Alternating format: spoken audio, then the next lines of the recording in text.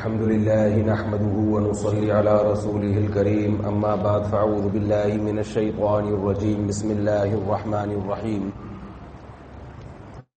يا أيها الذين آمنوا ادخلوا في السلم كافة ولا تتبعوا خطوات الشيطان إنه لكم عدو مبين وقال النبي صلى الله عليه وسلم الكيس من دان نفسه وعمل لما بعد الموت. آج بیان ذرا کسی عذر کی وجہ سے تاخیر سے شروع ہو رہا ہے تو 10 منٹ تقریباً میں لیٹ ہو گیا ہوں. پچھلے 2-3 ہفتوں سے ایک خاص موضوع پر بات چل رہی ہے. اس کی آواز تو تھوڑی سی سیٹ کریں بھائی.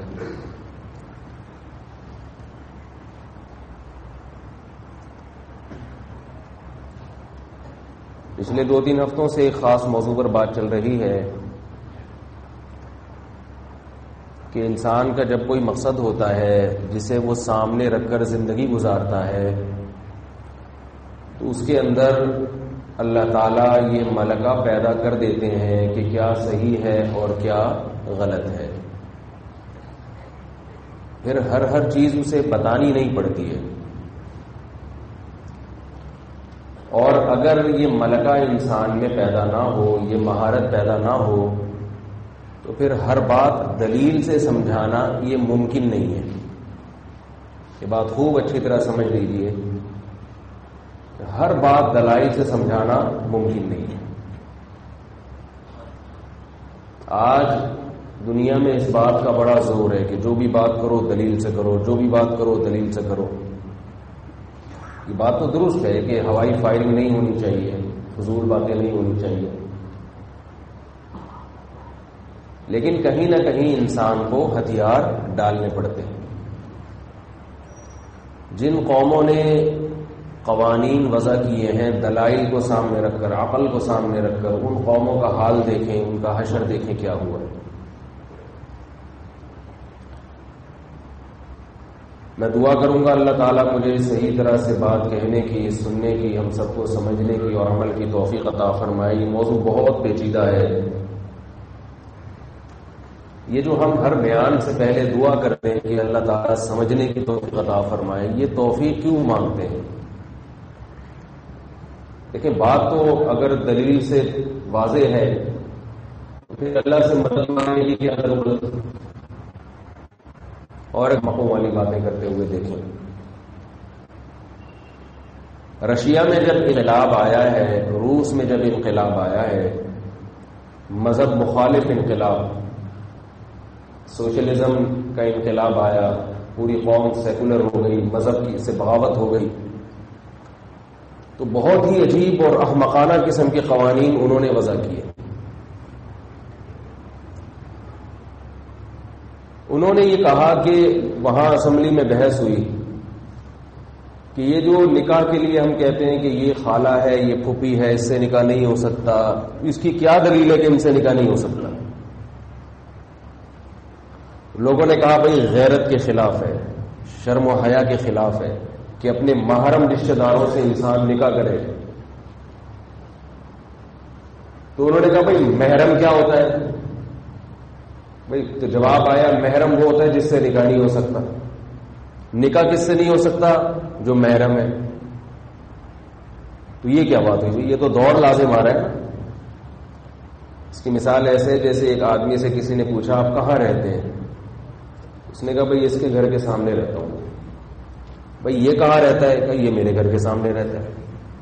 ارے بھائی دونوں کہاں رہتے ہیں؟ آمنے سامنے رہتے ہیں. تو ایسے بات واضح ہوگی ہے بھائی. تو انہوں نے کہا محرم کسے کہتے ہیں؟ بھئی محرم اسے کہتے ہیں جس سے نکاح نہیں ہو سکتا. نکاح کس سے نہیں ہو سکتا؟ جو محرم ہے. تو انہوں نے کہا یہ بات عقل میں نہیں آتی.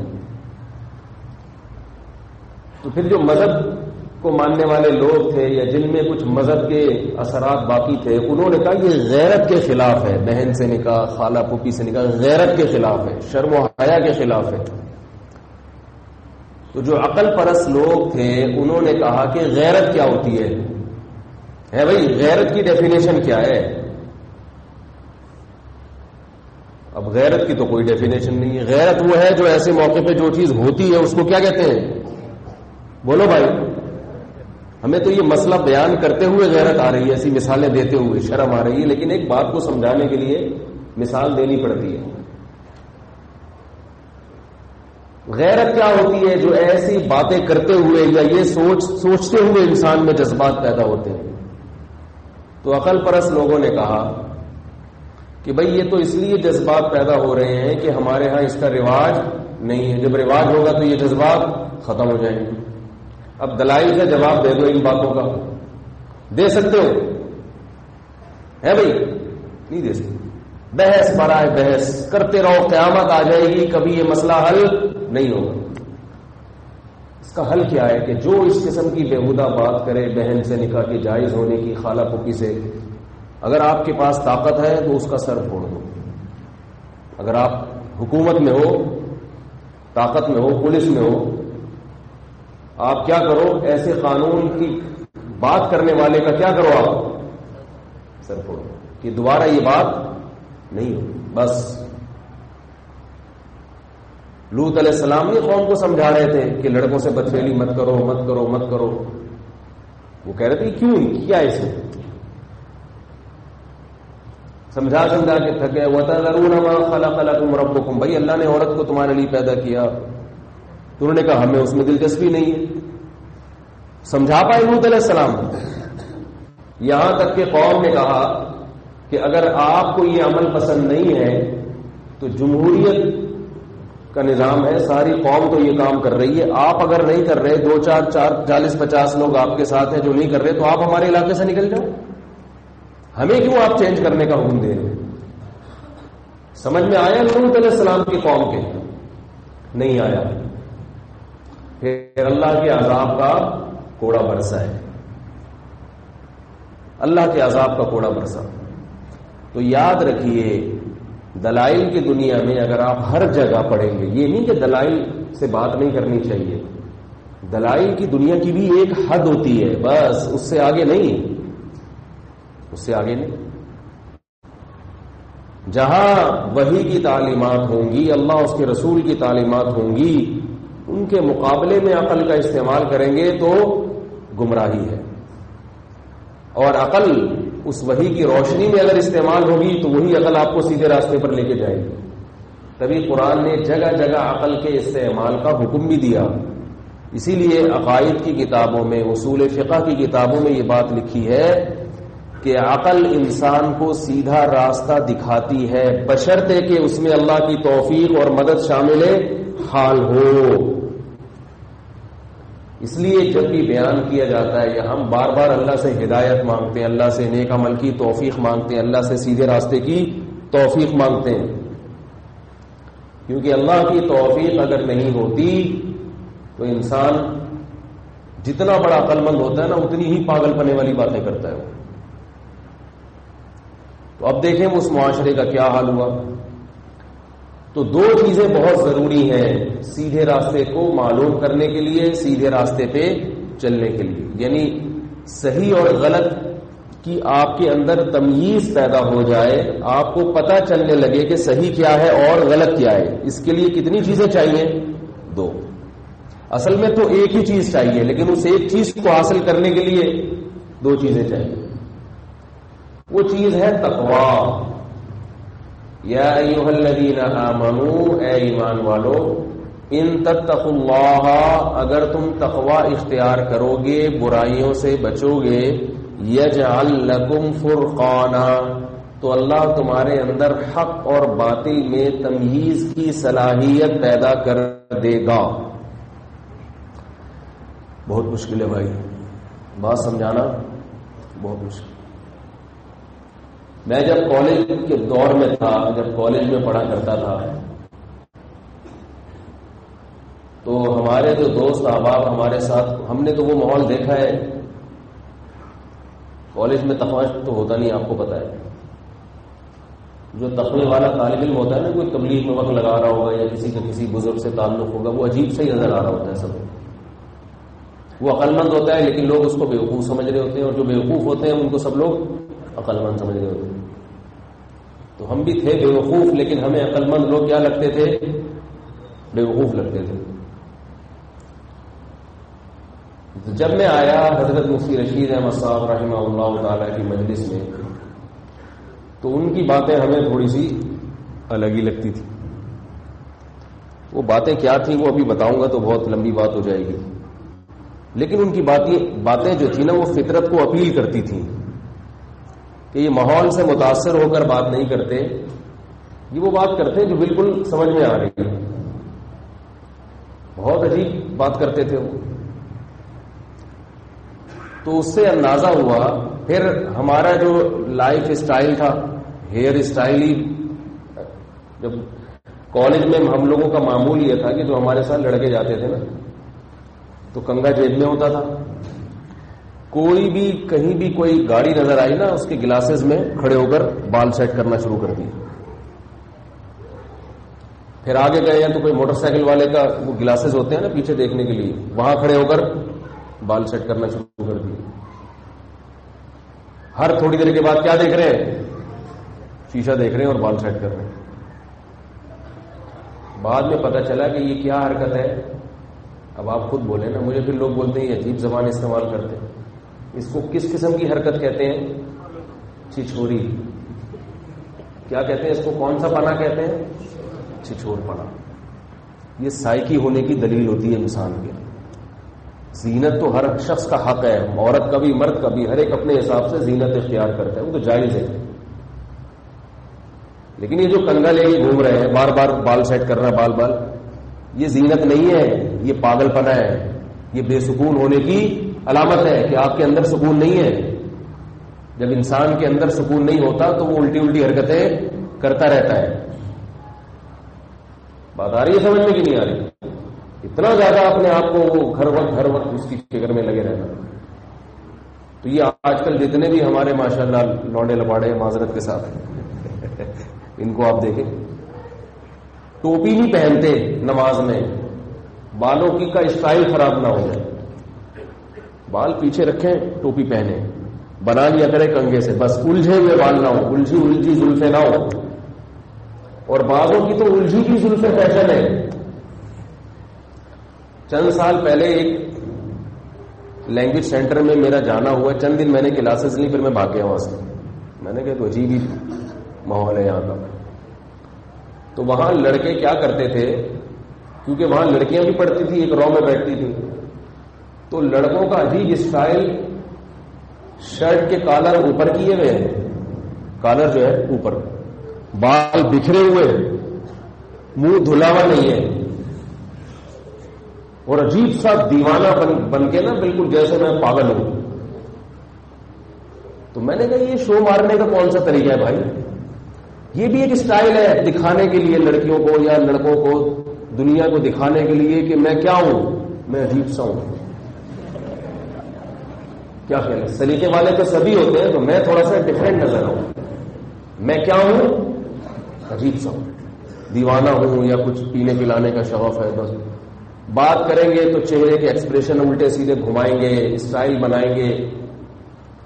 وہ یہ سمجھتے ہیں کہ ان چیزوں سے مجھے سکون ملے گا. ممکن ہے وقتی طور پر کوئی احمق اور بیوقوف آپ کو سے متاثر ہو جائے، لیکن وہ بھی پھر آپ جیسا ہی پاگل ہوگا، یاد رکھو، جو اس چیزوں سے متاثر ہوتے ہیں. بات کرنے میں گھما کے. جب ہم مدرسے گئے وہاں اپنے علماء کو دیکھا تو سب سے پہلے میں علماء کی جس چیز سے متاثر ہوا وہ بے تکلفی.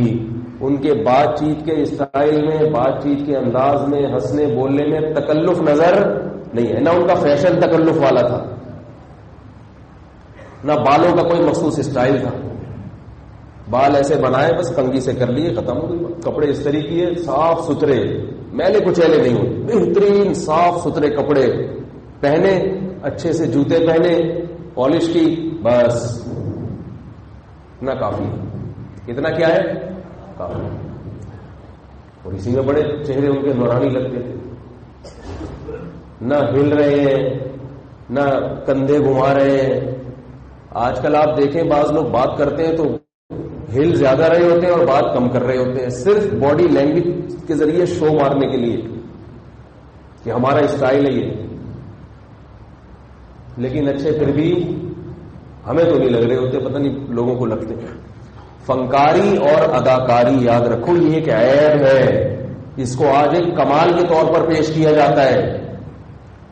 وما انا من المتکلفین، قرآن مجید میں اللہ کا ارشاد ہے کہ اے نبی ان سے کہہ دیجئے کہ میں تکلف کرنے والوں میں سے نہیں ہوں. بناوٹ اللہ کو پسند بولو بھائی نہیں ہے، اللہ کو بناوٹ پسند نہیں ہے. اور آج کل فنکاری، کلاکاری، اداکاری، ہنسنے کے اسٹائل دیکھیں آپ. ایک دن میں بیٹھا ہوا گلی سے ایک آواز آئی، میں سمجھا کوئی ٹائر میں سے ہوا نکل رہی ہے، ٹرک کے ٹائر میں سے. ٹرک کے ٹائر میں سے کیا نکل رہی ہے؟ ہوا نکل رہی ہے کر کے آواز آئی.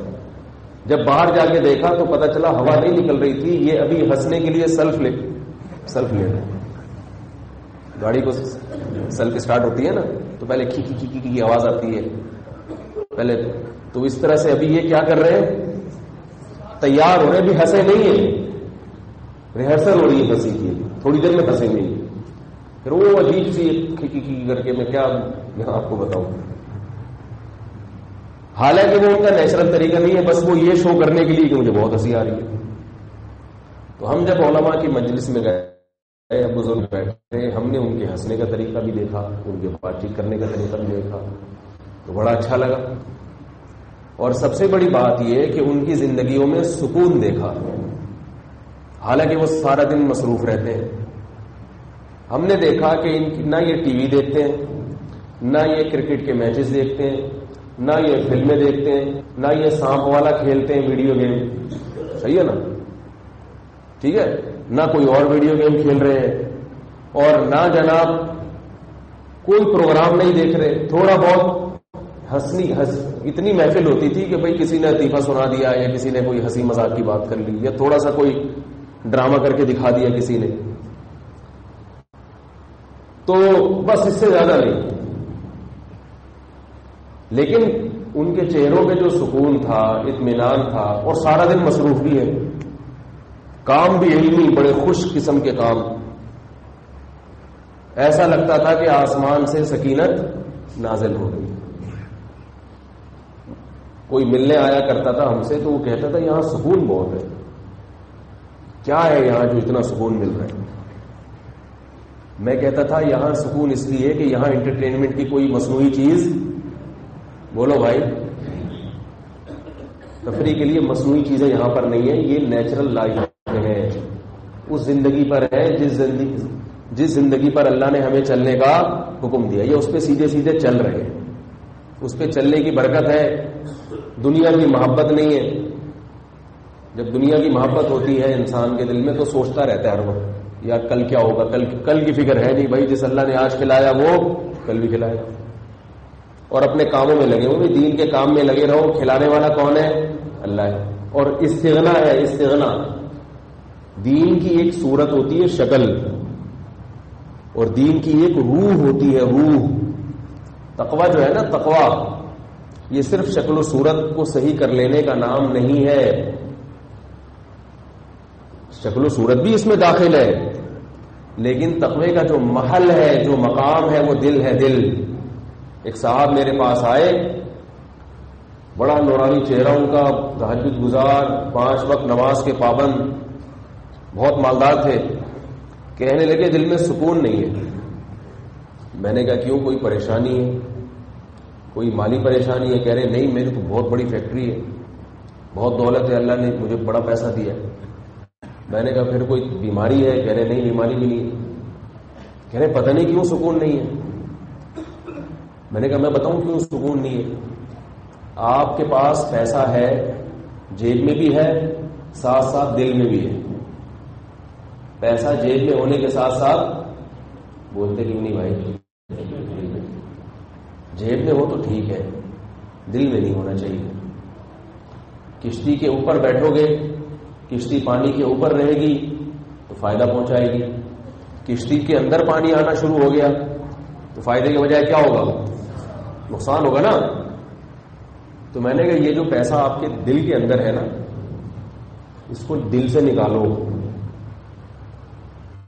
آپ کو ہر وقت ڈر لگا ہوا ہے، لاشعوری خوف ہے ہر وقت. لوگوں کو ایک خوف ہے ہر آدمی کو. آپ کسی کی بھی ہسٹری چیک کریں گے نا, گھسیں گے اس کے دل میں, جھانک کے دیکھیں گے, اس کا ماضی دیکھیں گے, حالات دیکھیں گے, تو آپ کو پتا چلے گا انہونی خوف. ایک خوف تو وہ ہوتا ہے جو واقعی ہو, اور ایک ہوتا ہے خام کا خوف. پتہ نہیں کیا ہو جا رہا ہے کل. یہ خام کا خوف جو ہے لوگوں کو کھا رہا ہے, اندر سے بھلا رہا ہے, ڈپریشن کا مریض بنا رہا ہے. ہمارے حضرت ایک واقعہ سنایا کرتے تھے کہ ایک گرو ہوتے تھے نا پہلے زمانے میں, اور پتہ نہیں تیلی ہوتا تھا کیا ہوتا تھا, چیلا ہوتا تھا, ایک گرو کا چیلا. تو گرو اور چیلے جو ہے وہ جا رہے تھے, جنگل میں جا رہے تھے. تو گرو نے چیلے سے کہا کہ ڈر لگ رہا ہے مجھے. چیلے ہوتے ہیں نا وہ گرو کو مشورے دیتے ہیں. تو اس نے کہا کیوں ڈر لگ رہا ہے, نہ تو یہاں شیر ہے, نہ جن ہے, چڑیل ہے, پتہ نہیں کیوں ڈر لگ رہا ہے آپ کو. پھر آگے جا کے کہا مجھے ڈر لگ رہا ہے بہت. اس نے کہا کہ کیوں ڈر لگ رہا ہے بھائی, یہاں تو کچھ بھی نہیں ہے, کوئی خطرہ نہیں ہے. پھر تھوڑا آگے گئے تو گرو نے کہا کہ مجھے کیا لگ رہا ہے, ڈر لگ رہا ہے. چیلے نے کہا تلاشی ہوگی آپ کی. تلاشی نکلی تو ایک اشرفی اندر سے دریافت. اس نے کہا اس کو اٹھا کے پھینک دو, ڈر لگنا. بولو بھائی, اٹھا کے پھینک دی. اب بڑے ہنسی خوشی دونوں کی زندگی گزر رہی, بڑے آرام سے جا رہے. اس کو ڈر یہ لگ رہا تھا کہ کہیں ہے کسی کو پتہ نہ چل جائے کہ میری جیب میں کیا ہے. تو علماء یہ نہیں کہتے کہ وہ اشرفی جیب سے اٹھا کے پھینک دیں. جیب سے اٹھا کے پھینکیں گے, آگے ضرورت پڑ گئی تو بھیک مانگنی پڑے گی لوگوں کے سامنے. جیب سے نہ نکالیں, مگر دل سے بولنے پر دیکھو گورنمنٹ کی طرف سے ایک ہی چیز رہ گئی ہے جس پہ ٹیکس نہیں ہے, اس لیے بولنے میں کنجوسی سے کام نہ لیا جائے. تو وہ مجھے کہنے لگے کہ, اور میں صرف ان کی بات نہیں کر رہا, ہر آدمی کا ہے یہ آج ایک ایسا خوف ہے اس کے اوپر کہ اس کو خود بھی نہیں پتا کہ کیوں خوف ہے مجھے. سب کچھ سیٹ چل رہا ہے پھر بھی خوف. یہ نہ ہو جائے, یہ نہ ہو جائے, ہائی یہ نہ ہو جائے, ہائی یہ نہ ہو جائے, ہائی یہ نہ ہو جائے, یہ نہ ہو جائے, بچے کی ٹانگ نہ ٹوٹ جائے, بیگم کا سر نہ پڑ جائے, میرا بیگم کے ذریعے سر نہ پڑ جائے بیلن سے, مجھے کینسر نہ ہو جائے, مجھے میری فیکٹری بند نہ ہو جائے. تو وہ میں نے ان سے کہا کہ آپ کو کیا ہے, دل کے اندر دنیا کی محبت ہے. یہ دولت جیب میں نہیں ہے, جیب کے ساتھ ساتھ دل میں بھی. تو میں نے کہا جب تک اس کو دل سے نہیں نکالو گے, پیسہ تو بہت آئے گا, سکون کبھی بھی نہیں آئے گا. اب دل سے نکالنا بڑا مشکل ہے. غریب آدمی کے لیے دولت کی محبت دل سے نکالنا آسان ہے, کیونکہ جس چیز کے ساتھ زیادہ ٹائم نہیں گزرا ہوتا اس سے محبت انسان کو زیادہ نہیں ہوتی. غریب آدمی نے دولت زیادہ دیکھی نہیں ہوتی, وہ عیاشیاں دیکھی نہیں ہوتی, اس کے دل سے پیسے کی محبت نکالنا آسان ہے. جس کے دل جو دولت میں زیادہ رہا ہو اس کے دل سے دولت کی محبت نکالنا مشکل کام ہے. ناممکن نہیں ہے, مشکل ہے. لیکن اگر وہ اپنے علاج کے لیے ذہنی طور پر تیار ہو جائے تو پھر یہ کام مشکل نہیں ہے بلکہ مزیدار بن جاتا ہے.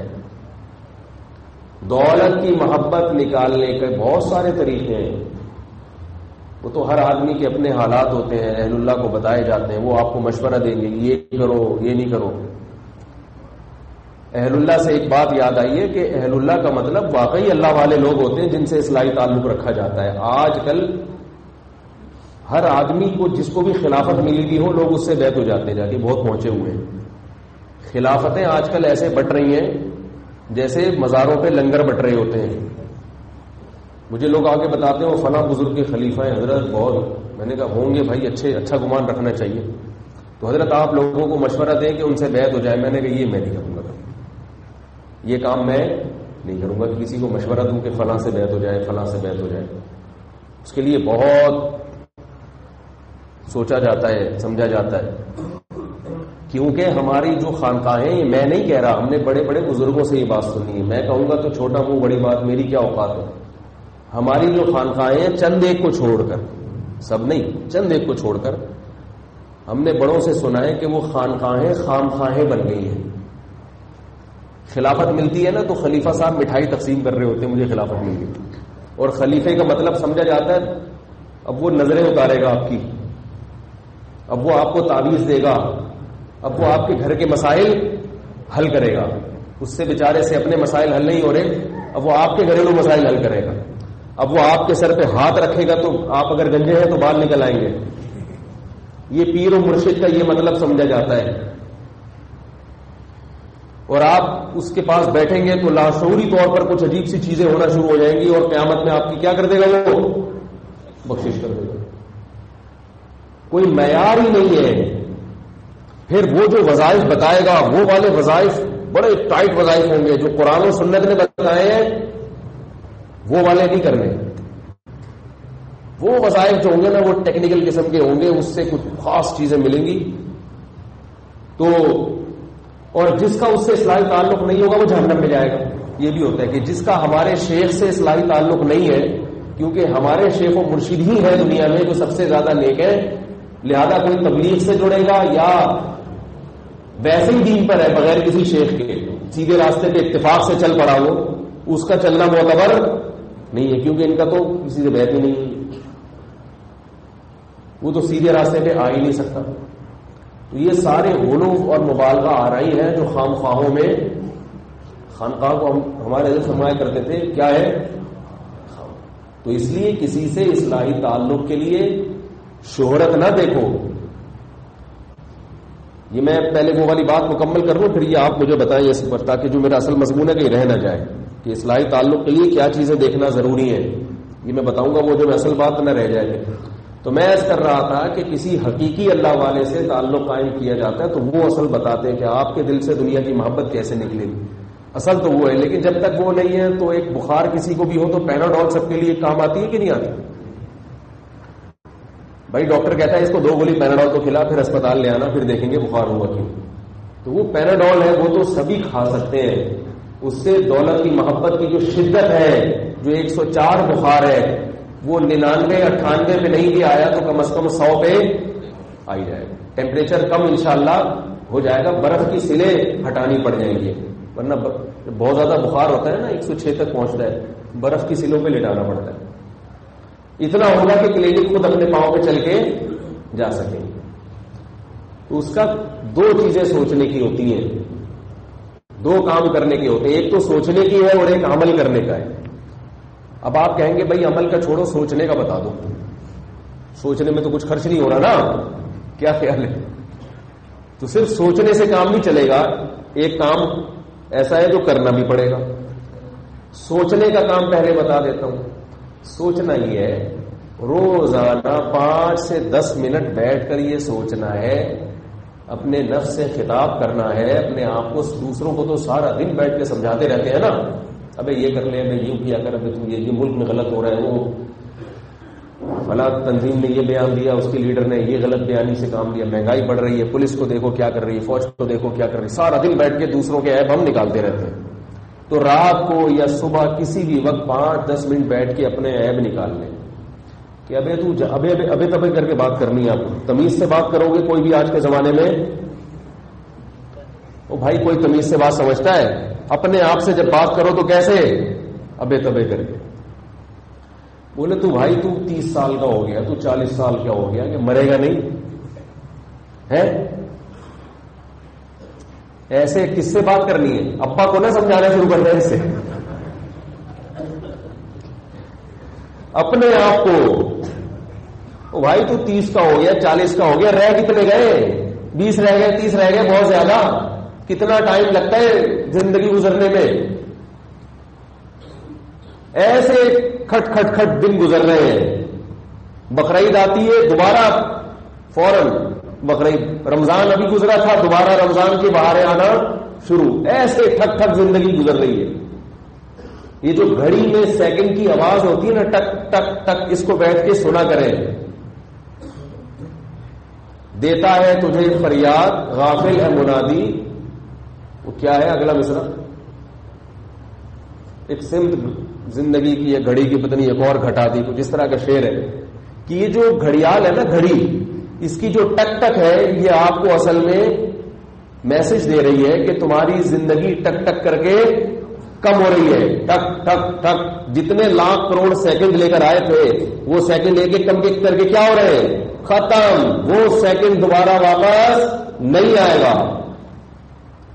سوئی جو گھوم رہی ہے نا، یہ جو سیکنڈ والی، یہ اصل میں اللہ نے ہر ایک کے لیے لکھی ہوئی ہے کہ اس کی زندگی میں یہ سوئی اتنے کروڑ دفعہ گھومے گی، اس کی زندگی میں اتنے لاکھ دفعہ، اس کی زندگی میں اتنے ہزار دفعہ. تو یہ جب سوئی گھوم رہی ہے، ایک چکر مکمل کرتی ہے، تو ان 1 کروڑ میں سے ایک کم ہو گیا، پھر دوسرا کم ہو گیا، تیسرا کم ہو گیا. آپ 50 فیکٹریوں کے مالک بن جاؤ، گھڑی کی اس سوئی کو آپ نہیں روک سکتے. بات آ رہی ہے سمجھ میں کہ نہیں آ رہی؟ تو بھائی چھن کے بھی تو یہی ہوگا. اگر یہ دولت چھن گئی، فیکٹری چھن گئی، تو کیا چھنے گی نہیں؟ جو کام تھوڑے دنوں بعد ویسے ہی ہونا ہے تو وہ تھوڑا ایڈوانس میں ہو گیا، تو اتنا پریشان ہونے کی کیا ضرورت ہے اس کے بارے میں؟ کیا خیال ہے؟ ہونا تو بعد میں بھی ہے. بھائی آپ فیکٹری کے مالک ہو، آپ کا چلتا ہوا کاروبار ہے، تو کیا آپ سے پہلے لوگوں کے چلتے ہوئے کاروبار نہیں تھے؟ ہے بھائی، جن کے چلتے ہوئے کاروبار تھے آج سے 50-100 سال پہلے، کیا آپ وہ چلتے ہوئے نظر آ رہے ہیں؟ ان کا کاروبار تو چلتا ہوا نظر آئے گا آپ کو، لیکن وہ قبر میں لیٹے ہوئے نظر آئیں گے. آپ کہیں گے ہمارے ہاتھ سے ہمارا سارا بزنس نکل گیا. بنیاد کوئی اور رکھتا ہے، کھاتا کوئی اور ہے. اور جو کھا رہا ہوتا ہے اس خوش فہمی ہوتا ہے، دیکھو میرے ابا نے کیسا زبردست کاروبار چلا کے دیا، ابا چلے گئے سارا میرے پاس آ گیا. یہ نہیں پتا ہوتا کہ تو بھی چلا جائے گا، تھوڑے دنوں میں سارا تیری اولاد کے پاس آ جائے گا. جو باتیں آج تو اپنے ابا کے بارے میں کر رہا ہے، وہی باتیں تیرے بچے تیرے بارے میں کل کر رہے ہوں. بریکیں نہیں ہیں یہاں، سب نکل رہے ہیں پتلی گلی سے. پتلی گلی سے نکلتا ہوا تو پھر بھی نظر آ جاتا ہے. موت کا فرشتہ تو ایسے نکال کے جاتا ہے کہ یہ جتنے مردے ہیں نا جو قبروں میں لیٹے ہوئے ہیں، اگر اللہ ان کو زندگی دے اور ہم ان سے انٹرویو لیں تو ان میں سے 99.99% یہ کہیں گے کہ ہم اس وقت کے لیے پہلے سے تیار نہیں تھے، ذہنی طور پر تیار نہیں تھے. ہمیں نہیں پتا تھا اس وقت مریں گے. ہم یہ سمجھ رہے تھے کہ ابھی مزید کچھ سال ہیں. 99.99% ایسے ہوں گے جو یہ کہہ رہے ہوں گے کہ ہمیں اندازہ نہیں تھا کہ اس طرح سے ہم مر جائیں گے. تو اتنی بے ثبات زندگی ہے، اتنی بے اعتبار زندگی ہے، اس میں اگر فیکٹری بند ہو گئی تو کون سی ایسا قیامت آ گئی بھائی؟ 2 روٹی 2 پراٹھے صبح مل جائیں گے انشاءاللہ. کیا خیال ہے؟ بند کرو فیکٹری کو، پہلے ہی بند کر دو جب اتنا دماغ خراب کر رہی ہے فیکٹری. ہماری بنیادی ضرورت کیا ہے؟ صبح روٹی مل جائے. کیا خیال ہے؟ صبح پیٹ بھر کے روٹی مل جائے، تاکہ بھوک بڑی خطرناک چیز ہے، وہ برداشت نہیں ہوتی. صبح روٹی مل جائے اور رات کو بھی پیٹ بھر کے. دوپہر آدمی پاپوں پہ گزارا، رات کو اس لیے کہ پھر نیند نہیں آتی نا، انسان کا پیٹ خالی ہوتا ہے. رات کو پیٹ بھر کے روٹی مل جائے. روٹی اس لیے کہ روٹی مل گئی تو بس سب کچھ مل گیا. گندم کی روٹی میرا بیان ہے، یوٹیوب پہ سن لیے گا. گندم میں اللہ نے دنیا کی ہر چیز رکھی ہے.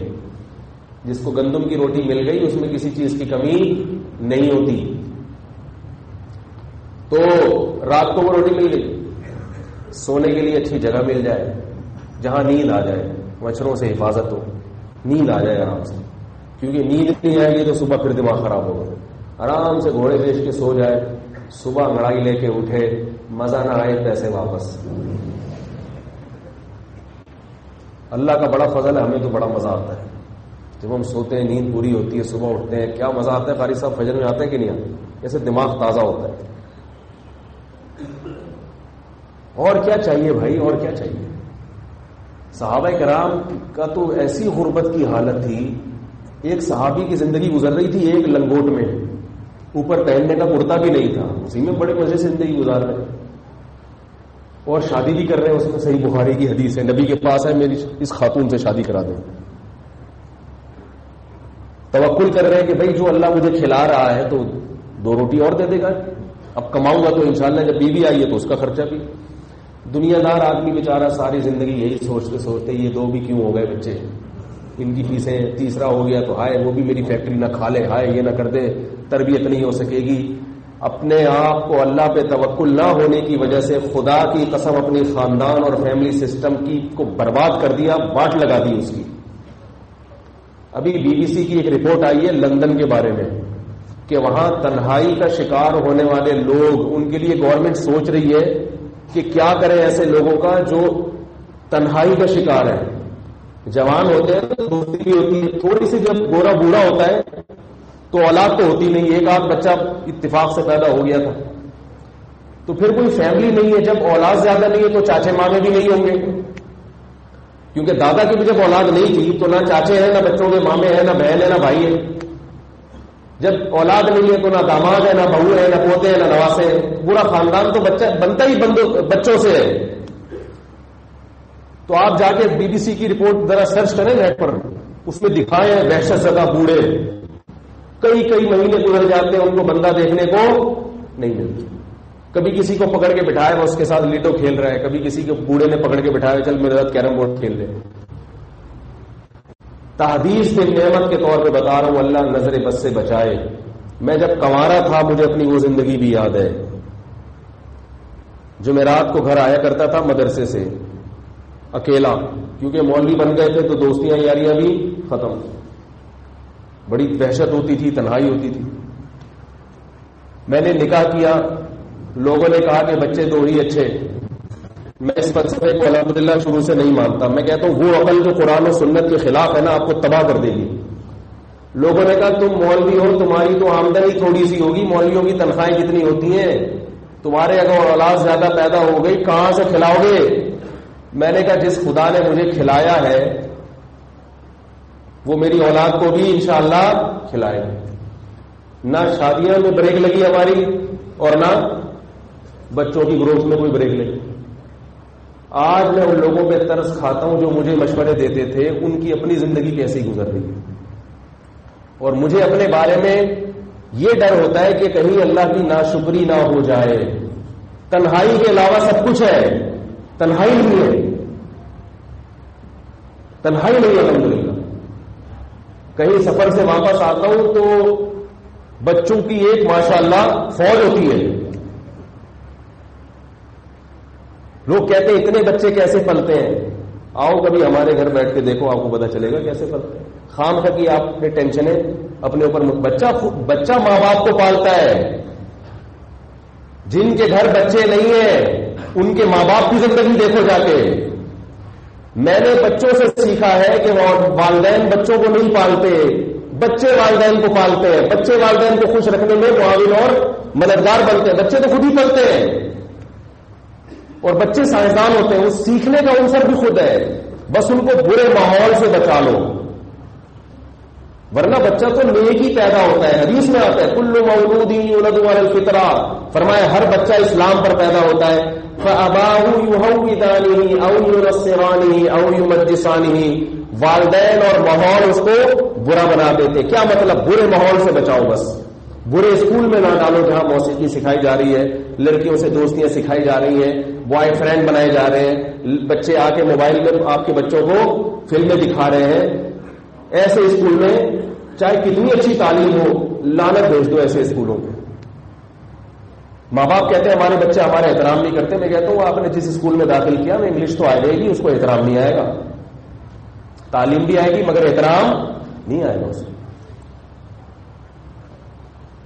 کو ایجوکیشن میں داخل کیا میں بچوں کو، لڑکوں کو. لڑکے میں بچپن ہی سے یہ سمجھ ہوتی ہے، لڑکیوں کی طرف اس کا میلان ہوتا ہے. وہ اسی وقت سے دوستیاں لگانا شروع کر دیتا ہے، اس کے جذبات اسی وقت سے، اس کے خیالات خراب ہونا شروع ہو جاتے ہیں. علماء نے ایسا ہی تو نہیں کیا کہ لڑکوں کو لڑکیوں میں کھیلنے مت دو. ہاں بہن بھائی کھیلے آپس میں، اس میں کوئی حرج نہیں. خود اپنی اولاد کو اپنے ہاتھوں سے جہنم میں پھینکتے ہیں اور کہتے ہیں دو پیدا ہوئے تھے وہ بھی کم وقت ڈھنگ کے نہیں نکلے، دو ڈھنگ کے نہیں نکلے. برے ماحول سے بچا لو بس. باقی بچے میں ایسی اللہ نے صلاحیت رکھی ہے، بچہ جب تحقیق کرتا ہے نا کھل کے کرتا ہے. اب آج صبح مجھ سے ایک میرا بچہ سوال کیا پوچھ رہا ہے. بچوں کے سوالات کیسے ہوتے ہیں؟ ابو یہ جہاز اتنا اوپر اڑ رہا ہے، اگر یہ گر گیا. اگلا سوال، ابو ہاتھی لکڑی اٹھا سکتا ہے؟ اب کوئی سوال میں ربط ہے، ہاتھی موٹی والی لکڑی اٹھا سکتا ہے. بچے کے ذہن میں یہ آیا نا کہ جہاز ہوا میں اڑ رہا ہے تو وہی گرنے کا بھی تو خطرہ ہے نا. تو اب اس کا کوئی اس کو سائنٹیفک جواب تو کہ نہیں گرے گا. اگلا سوال یہ کہ ہاتھی موٹی والی لکڑی اٹھا سکتا ہے؟ کوئی رب ہے سوالات میں؟ بچہ کہتا ہے رب گیا تیل لینے. سوال کا جواب دو مجھے, کیونکہ بچے کے ذہن میں فوراً ہاتھی آیا کہ اتنا طاقتور ہوتا ہے تو کیا اتنا ہوتا ہے کہ اتنی موٹی موٹی لکڑیاں بھی اٹھا لیتا ہے؟ یہ کیا ہے؟ یہ قدرت نے اس کے اندر ایسے سافٹ ویئر ڈال دیے, اس کو سیکھنا ہے. سیکھنا اچھی بات اس کو بتا دیں گے تو فوراً وہ کیا لے گا؟ اچھی بات سیکھے گا.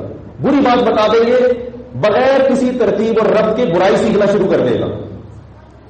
مہنگے مہنگے اسکولوں میں ڈال کے بچوں کو باقاعدہ بیڑا غرق کیا جا رہا ہے. ان کا باقاعدہ ان کو جو ہے نا بدتمیز بنانے کے پیسے دے رہے ہیں اسکول میں کہ یہ فیس لیا کرو اور بچے کو بدتمیز بنا کے بھیج دیا کرو. ایسا ماحول اس کو دیا جا رہا ہے وہاں. جب اس کو ڈانس سکھاؤ گے آپ صبح, اس میں حیا اور شرم رہے گی؟ بیٹی میں رہے گی حیا اور شرم؟ بچیاں تو وہ اچھی لگتی ہے جو باپ کو دیکھ کے سر پہ بول لو یار چادر لے لیں کہ بھائی والد صاحب آ رہے ہیں, ابو آ رہے ہیں, تو اب تھوڑا سا خیال کرو. باپ کو دیکھ کے سر پہ کیا لے لیں؟ بڑے بھائی کو دیکھ کے تھوڑا سا سمٹ جائے, کپڑوں کو سمیٹ لے اپنا. وہ پھر بہن تمیز سے چلے گی بھائی کے سامنے, وہ احترام بھی کرے گی. اور اس کو آپ نے ڈانس سکھا دیا اور ابا بھی ڈانس دیکھ رہے ہیں اس کا, تو پھر ابا آپ ڈانس ہی دیکھیں اس کا. کیا خیال ہے؟ اب ابا اس سے جب جو ہے نا بس ڈانس ہی دیکھا کریں, وہ تمیز ومیز گئی, وہی جو لینے گئی بھی تھی میں نے بتایا. حیا شرم بالکل معاشرے میں کیا ہو رہی ہے؟ ختم. تو میں آپ کو مثال دے رہا تھا اپنی کہ میں دوستوں سے کہتا ہوں کہ تم لوگ مجھے تانے دیا کرتے تھے 10 سال پہلے, اللہ نے کھلا بھی دیا, بچے ماشاءاللہ بڑے بھی ہو گئے اور اتنی زبردست ذہنی تفریح کا ذریعہ بنتے ہیں. کہیں بھی آؤ تھکے ہوئے بچوں میں بیٹھ جاؤ تو 2 منٹ میں آدمی ریلیکس ہو جاتا ہے. یہ جو لوگوں کو مولویوں کے بچے برے لگ رہے ہوتے ہیں نا, ہمیں اتنے بچے مولویوں کے, یہ اس لیے کہ آپ کے نہیں ہیں. انسان کو یاد رکھو, بڑوں کا کہنا ہے بیوی ہمیشہ دوسرے کی اچھی لگتی ہے, بچے ہمیشہ اپنے اچھی لگتے ہیں. بعض لوگوں کو, ایسے تو نیک لوگوں کو بیوی بھی اپنی اچھی لگتی ہے, لیکن مشہور یہ ہے کہ بیوی کس کی اچھی لگتی ہے؟ دوسرے کی. اور بچے ہمیشہ اپنا بچہ کیسا ہی ٹیڑھا میڑھا ہو اچھا لگتا ہے. تو یہ جو آپ کو لگتا ہے نا یہ بھائی آپ کے نہیں ہے, اس لیے اگر آپ کے ہوتے پھر دیکھو آپ کی آنکھوں کی کیسی ٹھنڈک ہوتے. اور ہر بچہ ایک عجیب چیز ہوتا ہے, نئی فلم ہوتا ہے, وہ نئی ایسی بالکل ہی الگ اس میں چیزیں ہوتی ہیں. تو اس لیے اٹھا کر پھینک دو باہر گلی میں, نئی تہذیب کے انڈے ہیں گندے. گھر بھرا ہوا اچھا لگتا ہے. میرا بیانات کے سلسلے میں جانا ہوتا ہے, بڑے بڑے مالدار لوگوں کے گھروں میں بھی بہت بڑے بڑے بنگلے ہیں, افراد ہی نہیں ہے اس میں. خدا کی قسم ایسی وحشت ہوتی ہے, ایسے لگتا ہے یہ دیواریں کھا رہی ہیں. کیسے رہتے ہیں اس کے ہاں؟ ان میں بوڑھے کیسے رہتے ہیں؟ بڑی عمر کے لوگ کیسے رہتے ہیں؟ والدین کیسے زندگی گزارتے ہیں اس میں؟ ایک وقت آتا ہے میاں بیوی ایک دوسرے کو دیکھ دیکھ کے نا تپنا شروع ہو جاتے ہیں خود بخود ہی, چاہے کتنی محبت ہو نا. حقیقت ہے ہر گھر میں کچھ نہ کچھ دنوں کے بعد پھڈا ضرور ہوتا ہے. اولاد ہوتی ہے جو والدین کو آپس میں, جب اولاد ہو جاتی ہے نا تو میاں بیوی پھر اولاد کی خاطر جڑتے ہیں, اولاد کی خاطر ایک دوسرے سے محبت کرتے ہیں. میں نے بڑے بڑے ہینڈسم لوگوں کو دیکھا ہے, چڑیل جیسی بیویاں, پھر بھی بیوی سے محبت کیوں کر رہے ہیں؟ بھائی بچوں کی ماں ہے, بھائی کیا ہے, بچوں کی ماں ہے. اتنے سارے بچے, میں ماں کا تو کوئی آلٹرنیٹ ہے ہی نہیں نا. اما کو چھوڑ دیا تو کوئی ادھار کہیں سے اینٹی لا سکتے ہیں ان بچوں کو پالنے کے لیے؟ وہ محبت تھوڑی دے گی. ماں تو آپ کے بچوں کو مار بھی رہی ہو تو آپ کو اچھی لگتی ہے, آپ کو پتا ہے تربیت کر رہی ہے. کوئی دوسری انٹی آ کے بچے پہ ہاتھ اٹھائے تو آپ وہ 100 قسمیں کھا رہی ہو کہ میں ان کو نیک بنانے کے لیے, آپ کہیں گے نہیں اپنی بھڑاس نکالنے کے لیے مار رہی تھی. یہ تو اللہ نے کوئی آلٹرنیٹ پیدا ہی نہیں کیا, متبادل رکھا ہی نہیں اللہ تعالیٰ نے. تو اس لیے کچھ مولویوں کی بھی مان لیا کرو, اپنے خاندانوں کو بڑھاؤ, اچھے لگو گے, عزت بھی ہوگی تمہاری. جب اولاد زیادہ ہوتی ہے تو گھر میں باپ کی عزت بھی ہوتی ہے. ہاں بعض لوگوں کی اولادیں زیادہ ہیں, ساری بگڑی ہوئی ہیں. اس کی وجہ یہ ہے کہ انہوں نے برے ماحول سے اپنی اولاد کو نہیں بچایا. بچوں کی فکر کرنی پڑتی ہے, اٹھنا بیٹھنا کہاں ہے, چرسیوں میں بیٹھ رہا ہے, پھر تو بھائی ایک بھی ہوگا تو وہ بھی خراب ہوگا, 10 ہوگا 10 مل کے خراب ہوں گے. پھر تربیت کی, اور تربیت پہ پیسے خرچ نہیں ہوتے, یہ بھی بہت بڑی بھول ہے. لوگ کہتے ہیں اتنے بچے جب ان کی اچھی تعلیم نہیں ہو سکے گی، پیسے ہی نہیں ہوں گے. تعلیم الگ چیز ہے، تربیت الگ چیز ہے. اور یہ بھی یاد رکھو کہ اب یہ موضوع بہت طویل ہے، میں کہیں اور نہ چلا جاؤں. بھائی دیکھو، اللہ اس کے رسول نے جو بات کہہ دی نا وہ صحیح ہے، یا فیملی پلاننگ والے جو بات کہہ رہے ہیں وہ صحیح ہے؟ جب اللہ اس کے رسول نے ایک بات کہہ دی، تزوج الودود الولود، اولاد کی کثرت کو پسند کیا، تو بس ہم جمعہ پڑھنے کیوں آئے ہیں یہاں پہ؟ فیملی پلاننگ والوں نے کہا کہ جمعہ پڑھنا چاہیے. بھئی اللہ اس کے رسول نے کہا نا، تو اللہ اس کے رسول نے کہا کہ نسل بڑھاؤ. جس ملک میں جوانوں کا ریشو زیادہ ہوتا ہے وہ جبھی ہوگا جب گروتھ ریشو زیادہ ہوگا. ہمارے سیاستدان تقریریں کرتے ہیں نا کہ دیکھو پاکستان میں جوانوں کا ریشو زیادہ ہے، ایک مضبوط ملک ہے. تو اللہ کے بندو، جوانوں کا ریشو تو جبھی زیادہ ہوتا ہے جب آپ کا گروتھ ریشو زیادہ ہو. جس ملک میں گروتھ ریشو کم ہوتا ہے وہاں بوڑھوں کا ریشو خود بخود بڑھ جاتا ہے. تو ملک بھی طاقتور ہوتا ہے، خاندان بھی مضبوط ہوتا ہے، گھروں میں خوشیاں بھی آتی ہیں اور زندگی اچھی گزر جاتی ہے انسان کی. اس میں آخرت کا فائدہ بھی ہے اور دنیا کا فائدہ. اور بڑی بات یہ کہ اللہ پہ توکل کا مزہ بھی آتا ہے. اللہ پہ توکل کا مزہ بھی آتا ہے. جیب ہے نہیں لیکن انسان کس پر اعتماد کر رہا ہے؟ جیب اجازت نہیں دے رہی تو اللہ کی مدد بھی ہوتی ہے. اور اگر کروڑ پتی ہو اور یہ سوچ کے خرچے کہاں سے پورے ہوں گے تو اس لیے اولاد روک رہے ہو تو پھر اللہ کی مدد اور اللہ کی نظر آپ سے ہٹ جائے گی. اللہ کہتے ہیں اس کمبخت کو میں نے کھلا پلا کے جوان کیا، یہ سمجھ رہا ہے کہ اس کے باپ کے پاس پیسہ تھا اس لیے ایسا ہو گیا. یہ میں نے نہیں کھلایا، یہ اپنے باپ کی جیب پہ دیکھ رہا ہے. اور اب کس کی جیب پہ دیکھ رہا ہے؟ اپنی جیب پہ. تو اللہ اس کو اس کی جیب کے حوالے کر دیتے. ٹھیک ہے، پھر اس میں کیلکولیشن کر کے گھر چلاؤ. کیلکولیشن کے حساب سے چل گیا تو ٹھیک ہے، نہیں چلا تو نہیں. تو ہر چیز میں کیلکولیشن نہیں دیکھنی پڑتی. یہ برکت کیا چیز ہے؟ برکت. ہم بار بار دعا مانگتے ہیں نا کہ اللہ اس میں برکت دے دے، مال میں برکت دے دے. یہ کیوں نہیں کہتے اللہ پیسے ڈبل کر دے؟ کیسے سمجھائے بھائی، کیا کریں یار.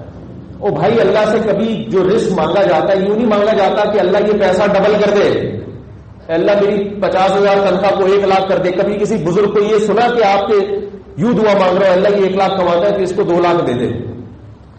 آپ نے دیکھا ہوگا اللہ کبھی کسی کو دعا دیتے ہیں تو اللہ اس کے رزق میں برکت دے دے. کیا مطلب؟ آپ کی تنخواہ 2,00,000 ہے، برکت نہیں ہے، آپ پھر بھی وہیں کے وہیں کھڑے رہو گے. اور اگر 10,000 کماتے اور اس میں برکت ہے تو آپ مزے اس کے لے رہے ہو گے 2,00,000 والے کے. ایک خاتون کا میرے پاس فون آیا کہ میرا میاں بڑا غریب تھا، ہمارا گزارا نہیں ہو رہا تھا، میں نے اللہ سے دعا مانگی اللہ میرے میاں کو مہلت دولت دے دے. بہت دعائیں مانگی. مجھے اسی وقت اندازہ ہوئی یہ دعائی غلط مانگ رہی ہے. یہ دعا کیا مانگ رہی ہے؟ بولو بھائی. مانگنی یہ دعا چاہیے تھی کہ اللہ میرے میاں کے رزق میں برکت دے دے، بھلے تنخواہ بڑھا نہیں بنا، رزق میں برکت ہو. دعا کیا مانگ رہی ہے؟ اللہ میرے میاں کو مال و دولت بہت زیادہ دے دے. اب جب میاں جی کے پاس مال و دولت آیا تو وہ ٹریک سے ہٹ گئے. ٹھیک ہے، پٹری سے. اب ان کو جو پرانی غریب بیوی تھی وہ اچھی، اب وہ اچھی نہیں لگ رہی ان کو کیونکہ پیسہ بہت آ گیا. اب جب پیسہ آیا تو لڑکیوں کے فون آنا شروع ہو گئے.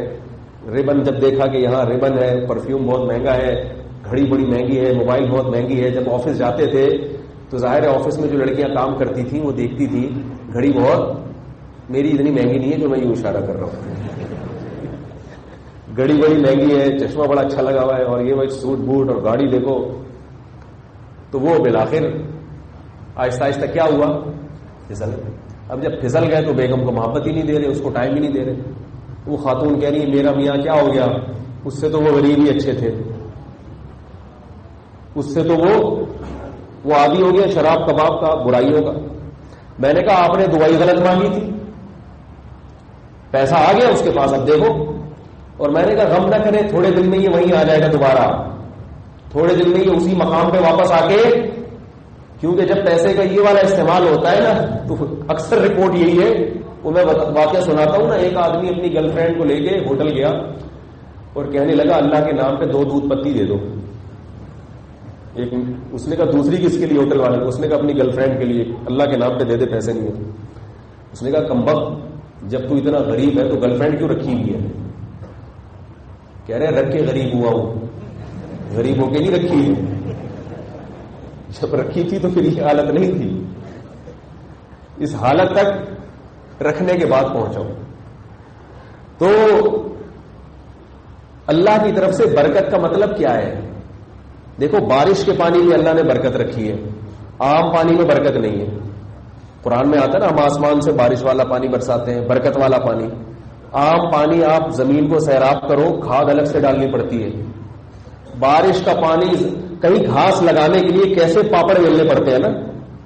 کسی زمین میں آپ گھاس لگانا چاہیں, وہاں سے امریکہ سے بیج منگوانے پڑیں گے, پھر پتہ نہیں کہاں سے کھاد منگوانی پڑے گی, پھر اسپرے کرنا پڑے گا, پھر بھی اس کوئی ماہر آدمی ہوگا تو گرینری پیدا ہوگی اس میں. لیکن آسمان سے پانی کہیں بھی برس جائے, ہریالی, حالانکہ وہی پانی ہے. وہی پانی زمین میں جا کے جب آپ بالٹیوں میں لا کے پھینکو گے تو پودا نہیں ہوگا, اس سے الگ سے کھاد ڈالنی پڑ رہی ہے. لیکن وہی جب براہ راست درخت میں برسے گا اور براہ راست زمین میں جائے گا, کیسی ہریالی اور بڑی بڑی فصلیں لہلانے لگتی ہیں اس سے. تو برکت کی اللہ سے دعا مانگنی چاہیے, اور برکت اللہ کی مدد سے ہوتی ہے. سمجھ رہے بات کو؟ وقت کم ہے, میں جلدی سے بات کو سمیٹ کے ختم کرتا ہوں. تو میں یہ عرض کر رہا تھا کہ دیکھو اللہ دل سے دنیا کی محبت ختم کرنے کے لیے پہلی چیز کیا ہے؟ روزانہ رات کو 5 منٹ یہ سوچنا ہے, اپنے آپ سے خطاب کرنا ہے, بھائی تو مرے گا نہیں کیا؟ ایسے تو زندگی گزار رہا ہے جیسے تیرے باپ کی زمین ہو. ایسے بول دیا, مرے گا نہیں کیا؟ اور 10 20 30 سال کی جگہ جب رہ لوں, ورنہ مثالیں اپنے سامنے رکھا کریں. فلاں مر گیا تھا 30 سال کی عمر میں, فلاں مر گیا 35 سال میں, صبح گھر سے نکلا اور ٹرک کے نیچے آگے مر گیا. اٹیک, میں نے ایک صاحب کو دیکھا اچھے خاص 35 سال کے, کھانا کھایا وہی گر گئے ہارٹ اٹیک میں. کوئی اٹیک کا پہلے سے کوئی رپورٹ نہیں تھی, کبھی دل میں تکلیف نہیں ہوئی. پہلی تکلیف, پہلا اٹیک ہی جان لیوا ثابت ہوا. اسے بہت واقعات ہیں جو ہم نے اپنی زندگی میں دیکھے ہیں. 1 سیکنڈ کا بھروسہ نہیں ہے اس دنیا کا, اور کیسی لمبی لمبی امیدیں لگا کے, جب ہے ہی مسافر خانہ, جب ہے ہی W11, کسی بھی وقت اسٹیشن آ سکتا ہے اور کنڈکٹر W11 سے اٹھا سکتا ہے. تو پھر W11 میں گانا جو لگا ہوا ہے اس میں اتنی دلچسپی لی کیوں؟ جب آپ کو پتا تھا کہ یہاں میں اگلے اسٹیشن پہ اتر جاؤں گا, تو پھر اتنا زیادہ مزے کیوں لے رہے ہو بھائی اس گانے کے؟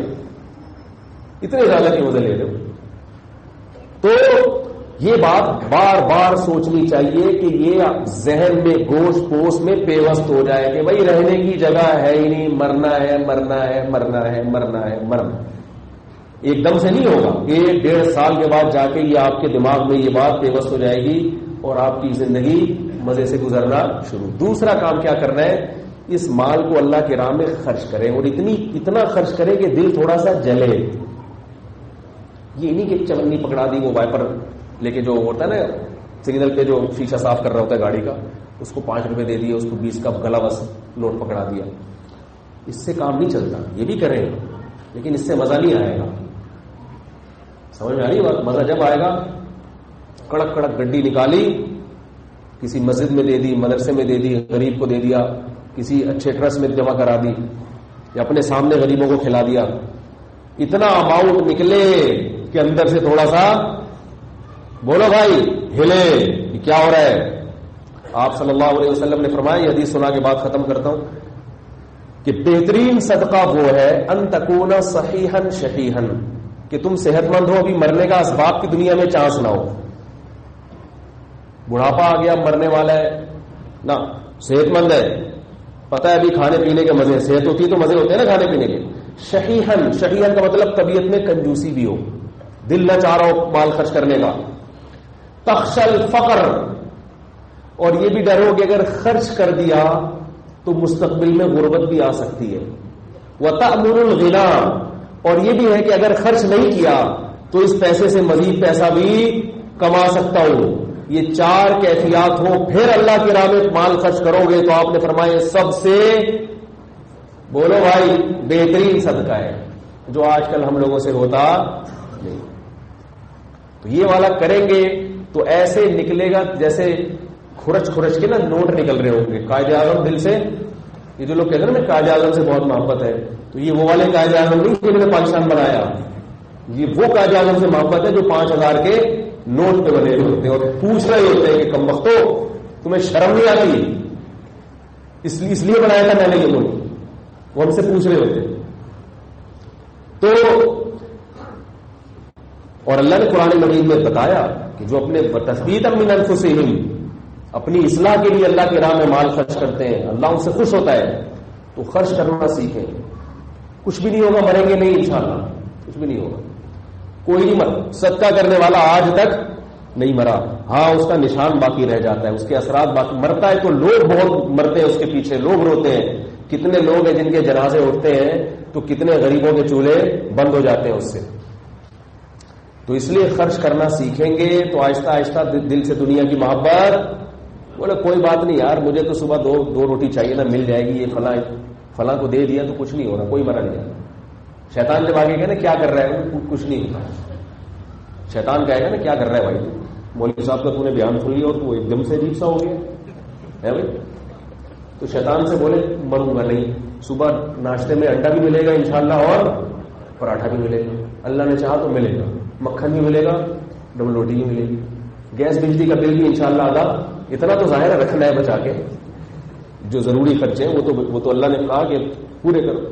فیسیں بھی چلی جائیں گی بچوں کی, کوئی مسئلہ نہیں ہے. کوئی دنیا میں کسی کا کام آج تک رکا, لوگ مر بھی جاتے ہیں نا, گھر چلانے والا مر جاتا ہے پھر بھی گھر میں چولہا جلتا رہتا ہے. تو اتنا بڑا مسئلہ نہیں ہے, ٹینشن لینے کی نہیں ہے. ٹینشن ایسی چیز نہیں ہے جو لی جائے, اچھی چیزیں لے انسان. تو وقت بہت ہو گیا ہے.